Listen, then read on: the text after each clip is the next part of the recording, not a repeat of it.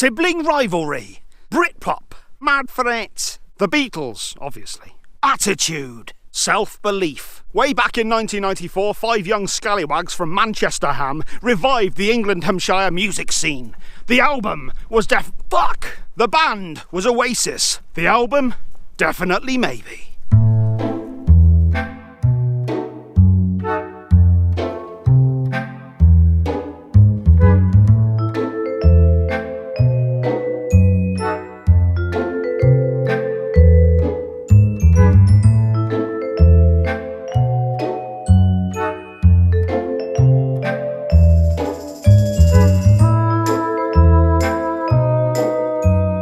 So here we are with the first subscriber video request from Simon O'Connor, first of 3, who won the prize, and we're here with Oasis and Definitely Maybe. This is an album that I'm incredibly familiar with. Grew up with this album. My friend Stephen Milsom and I used to listen to this album in pretty heavy rotation, and it's definitely a big part of my childhood, so I think you can already see that this is going to be yet another positive review. Released on the 29th of August 1994, which I remember, way back in 1994. Yeah, this pretty much revived the Englandhamshire music scene. I think around this time, I guess the early 90s was pretty much engulfed with grunge. I think I remember reading somewhere as well that this was kind of a reaction to that in a way, that Noel in particular was a bit fed up with the whole nihilistic and no hope sort of themes of grunge, because Oasis, for all of the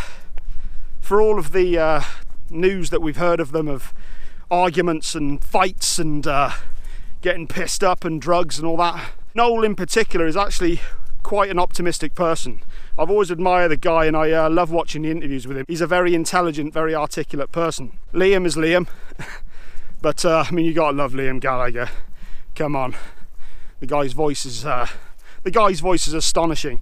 Now, as far as the songwriting goes, everybody knows that pretty much Noel is the chief songwriter, certainly on this album, without a shadow of a doubt. But there's no denying that those amazing songs combined with Liam's vocals, the attitude and the delivery that he did with those it just took it to another level.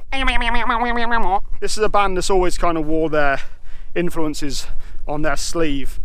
None more so than this album. As is often the case with debut albums, there's an innocence to it. A lot of these songs were written way before anybody had ever heard of them, when they were playing to, I think, was it the Boardwalk? I think they used to play to 20 people. I think Noel actually said in a recent interview as well about how there were certain songs like Cigarettes and Alcohol, which is a blatant T-Rex rip-off. He would never try and do that now, because back then when he was writing that stuff, he was quite frankly unsure whether anybody would actually hear it. So, God, am I drivelling? Am I drivelling? Am I drivelling on?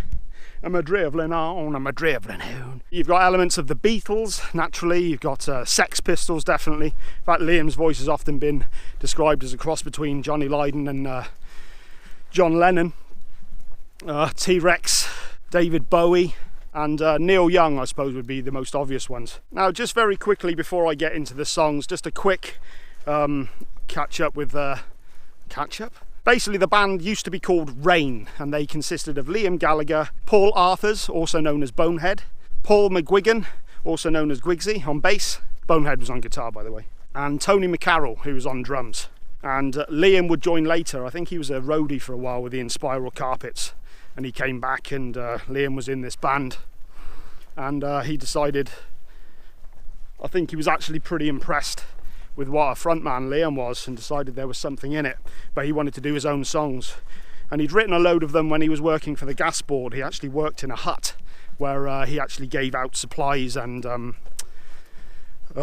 tools, etc. to the workers. And when there was nothing going on, he'd bring his acoustic guitar in with him, and he'd just sit in his hut and he'd write songs, many of which would appear on this album. Okay, let's not fuck about, let's get into the songs now. So, Rock and Roll Star is the first song, and what a song it is, what an introduction. This is a song that really has intent. This was basically the band looking at the environment that they were growing up in.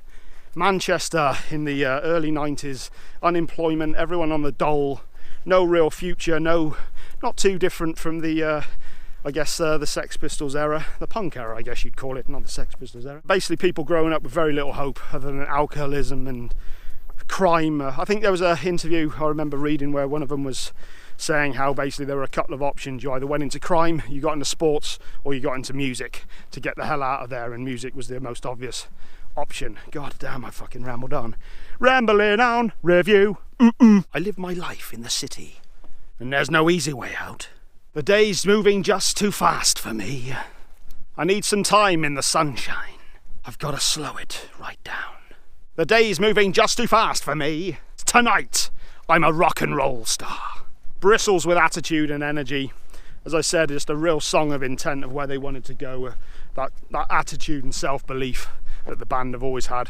Fucking great start to an album. Amazing song. And a fan favourite, obviously, to this day. I am really not witty today. This review is without wit. What a witless review. Next up we have Shaker Maker. And this has just got a real psychedelic, trippy Beatles vibe to it. That opening guitar line, just fantastic. Real trippy. Shaker Maker was a toy from the 70s. Apparently Noel used to own one, which is where the name come from.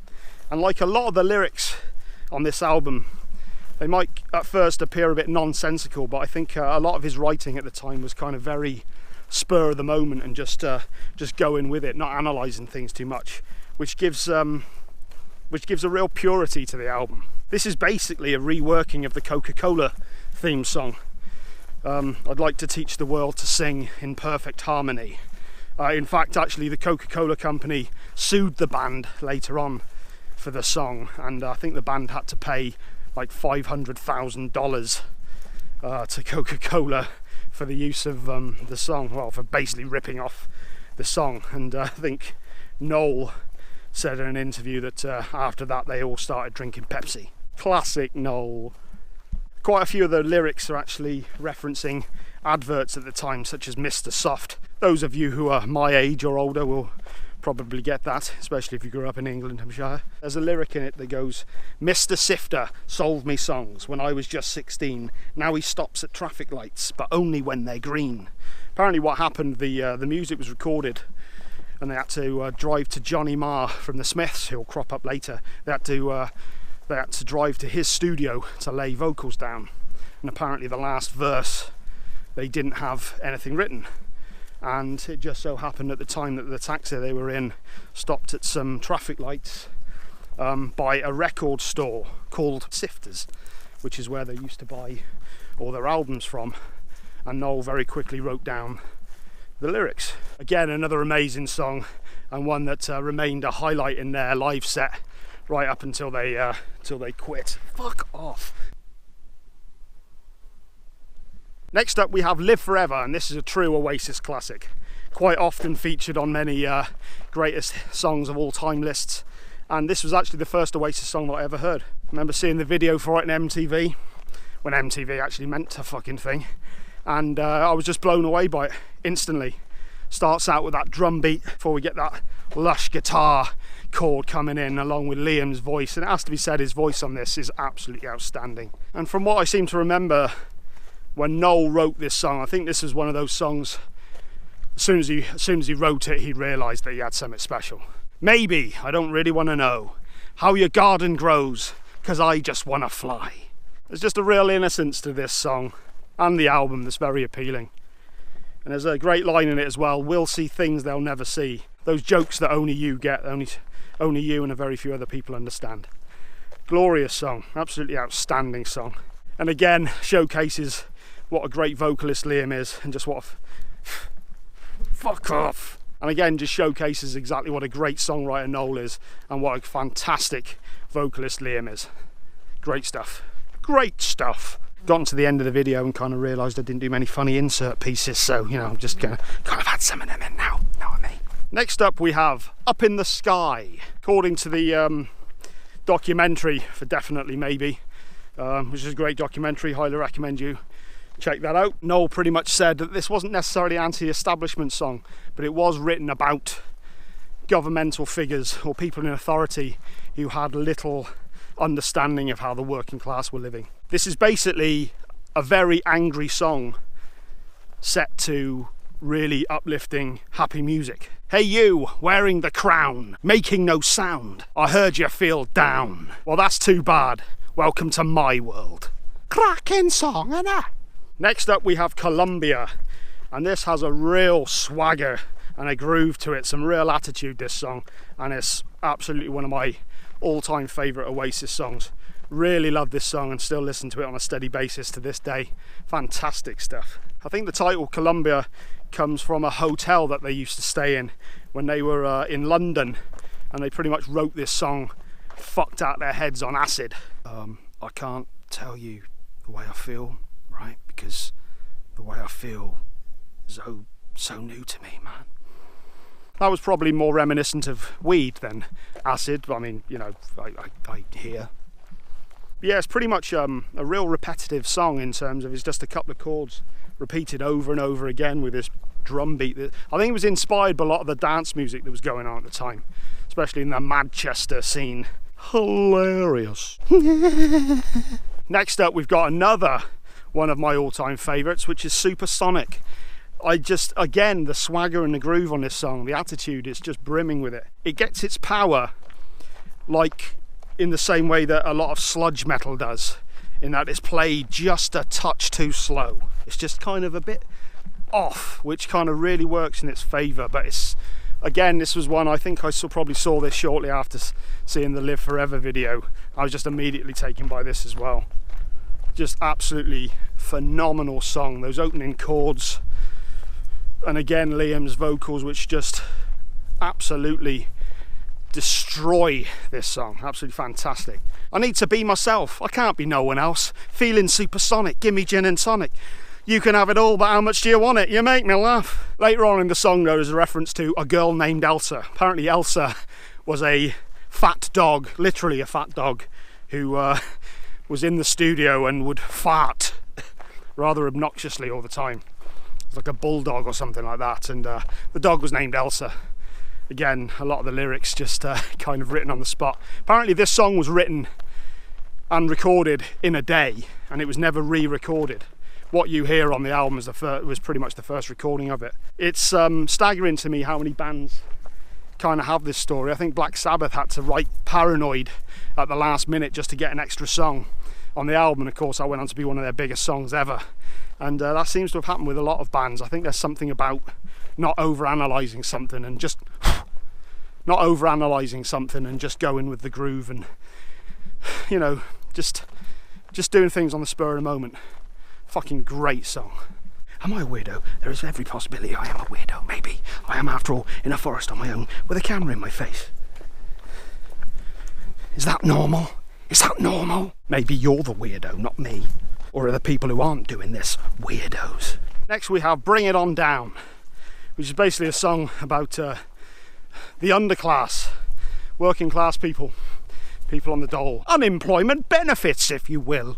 Like a lot of debut albums, the band wrote about what they knew, which was their current situation, which was Manchester at the time. You're the outcast, you're the underclass, but you don't care because you're living fast. This song really brought to light the difficulties the band were having with drummer Tony McCarroll, who basically, according to the band, could not keep time, which is a bit of an essential element to a drummer. Apparently he was having difficulty doing the drum line at the beginning of this song, and they actually got somebody in to do it for him.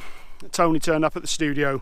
I think Bonehead said something to him that riled him up, and Tony pretty much just jumped on the kit and nailed it in one take. Yeah, it pretty much sealed his fate, as the band they didn't feel there was any way he would have been able to perform on the upcoming albums. Maybe, maybe not, I don't know. I thought he certainly did a good job on this album. I've never listened to the drum tracks on this and thought that's not good, put it that way. Regardless of what happened, good on you, Tony. How fucking cringy was that? Next up we have Cigarettes and Alcohol, which, as I mentioned earlier on, is a blatant rip-off of T-Rex and Bang a Gong. The opening riff is certainly, it's a total fucking rip-off. Is it my imagination, or have we finally found something worth living for? I was looking for some action, but all I found was cigarettes and alcohol. I do neither of those things, nor do I approve of people who do. This song pretty much just tells you what it is. There's no real depth to this song. This is another one of those ones where it's just kind of looking at their lives at the time and just, you know, cigarettes and alcohol, getting pissed up down the pub, having a good time. It was kind of all that mattered, as it was to me, I suppose, when I was young, before everything just got old and dark and grey. Once I've gotten to the bottom, I'll have to go back up. Once I've gotten to the bottom, I'll have to go back up. Metaphor for life, metaphor for life. Is that a metaphor for life? Dixies Diner is up next. Noel was friends with a guy called Peter Dreary, and apparently his nickname was Digsy. And they were jamming one day. I think Noel was actually on the drums, and Digsy was singing nonsensical lyrics about having lasagna for dinner. And basically Noel ended up taking those lines and making a real, quite frankly, a real beautiful love song, essentially, about going out on a date with a girl and making her lasagna for dinner.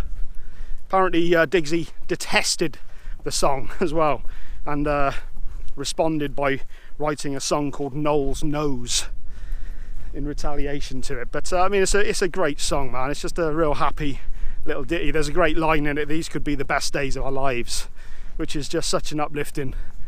As I said, there's a real optimism to a lot of Noel's lyrics.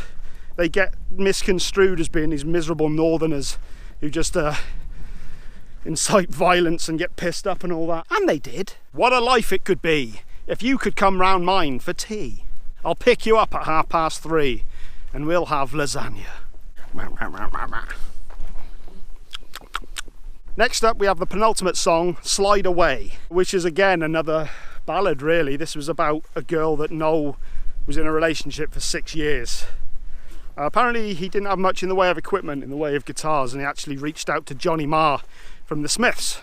And apparently Johnny Marr gave him a Gibson Les Paul, which he had once gotten from Pete Townsend. Who?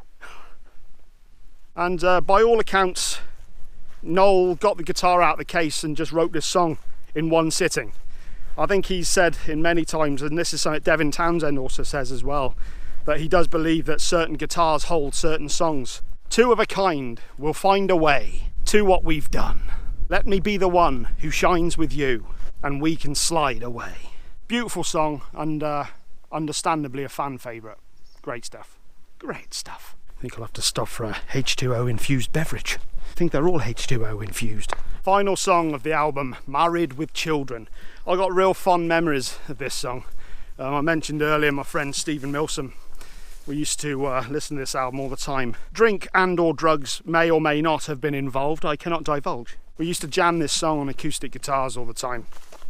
And yeah, I got a lot of great memories of this song. Basically a song about a girlfriend.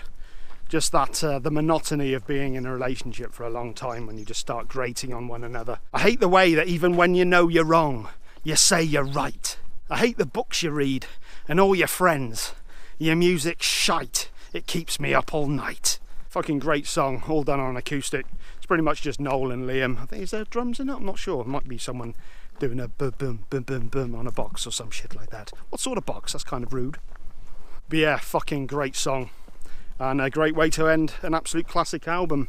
And this album, of course, would sell millions of albums and make them a hit worldwide pretty much. I don't think they ever quite made it in the States, but yeah, it really cemented them as their musical legacy, and that's why we're all still talking about them today, and I'm sure we will for many, many years. Shit, shit, shit, shit. Walking down a hill and I'm talking shit. To be honest, the thing I noticed most about listening to this album was how much of it was just instantly there in my head. I've listened to these songs so many times over the years, and yeah, it's just got such a part of my history. So really, really love this album. And well, I don't know if there's much else I can say. I like the album, fucking hell. So that was definitely Maybe. Absolutely fantastic album. I will be back on Friday, possibly Saturday, I'm not sure, with my review of Year of the Snitch by Death Grips, an album I've been meaning to review for a while, but it finally gets its physical release, at least here in the UK. And next week I am going to have my review, my classic album review, finally, of City by Strapping Young Lad. And the next subscriber request I'll do for Simon will be Wu-Tang Clan. I think that'll fit quite nicely after doing the hip-hop of Death Grips. Hopefully soon we'll start getting some new albums as well that really take my interest. I know we got Alice in Chains with their new album coming out at the end of the month as well. I'll definitely be reviewing that one. But anyway, I've gone on way too much. If you liked, like, because it really does help out my videos. If you're not subscribed, make sure you subscribe. If you are subscribed, make sure you share. Let other people hear about this stuff. And yeah, it's always good to hear from you guys as well in the comments section. Oh God, I have really gone on way too fucking much. I'll catch you next time, man.